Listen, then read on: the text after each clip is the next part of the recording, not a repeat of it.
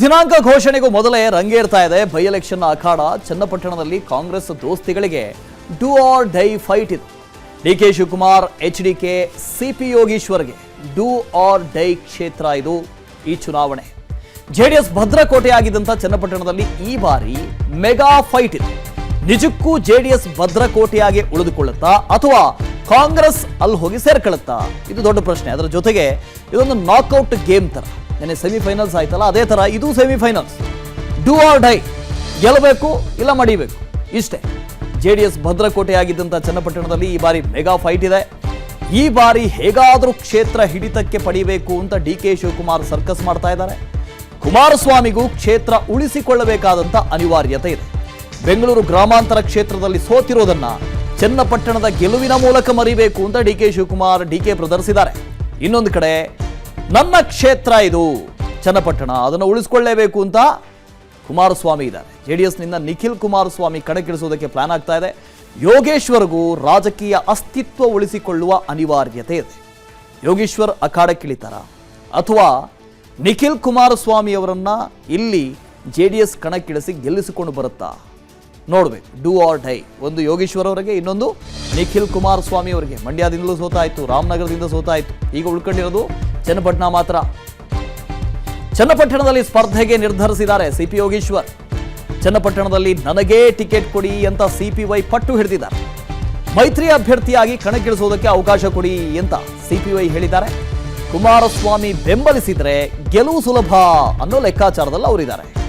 ಬೇರೆಯವರಿಗೆ ಟಿಕೆಟ್ ಕೊಟ್ಟು ಅದೃಷ್ಟ ಪರೀಕ್ಷೆ ಮಾಡೋದು ಬೇಡ, ನನಗೆ ಸೀಟು ಕೊಟ್ಟರೆ ಗೆಲುವು ಸುಲಭ ಆಗುತ್ತೆ ಅಂತ ಯೋಗೀಶ್ವರ್ ಪ್ರಸ್ತಾಪ ಮಾಡಿದ್ದಾರೆ.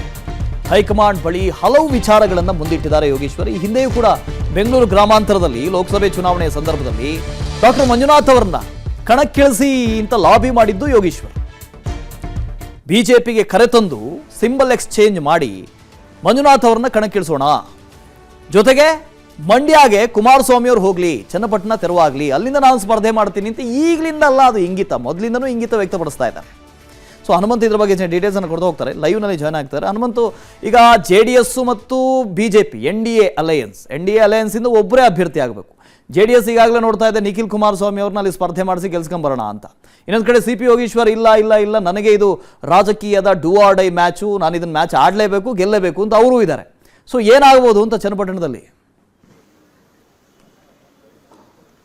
ವಾಸುದೇವ್, ಶಿಗ್ಗಾವಿ, ಸಂಡೂರು, ಚನ್ನಪಟ್ಟಣ ಉಪಚುನಾವಣೆಯಲ್ಲಿ ಅತ್ಯಂತ ಕುತೂಹಲ ಮತ್ತು ಮಹತ್ವವನ್ನು ಪಡೆದಿರುವಂತದ್ದು ಚನ್ನಪಟ್ಟಣ ಉಪಚುನಾವಣೆ.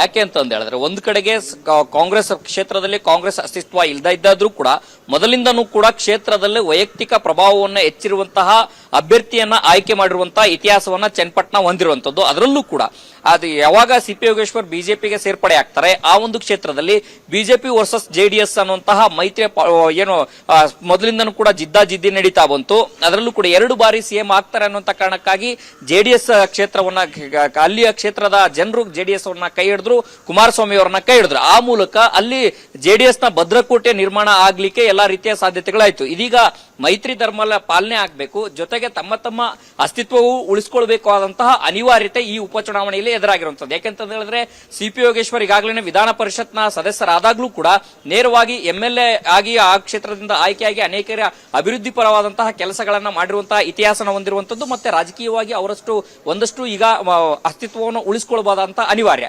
ಮತ್ತೊಂದು ಕಡೆಗೆ ಮೈತ್ರಿ ಧರ್ಮ ಪಾಲನೆ ಮಾಡ್ತಾನೆ JDS ನ ಅಸ್ತಿತ್ವವನ್ನು ಉಳಿಸಿಕೊಳ್ಳುವಂತಹ ಪರಿಸ್ಥಿತಿಗ JDS ಮುಂದೆ ಇರುವಂತದ್ದು.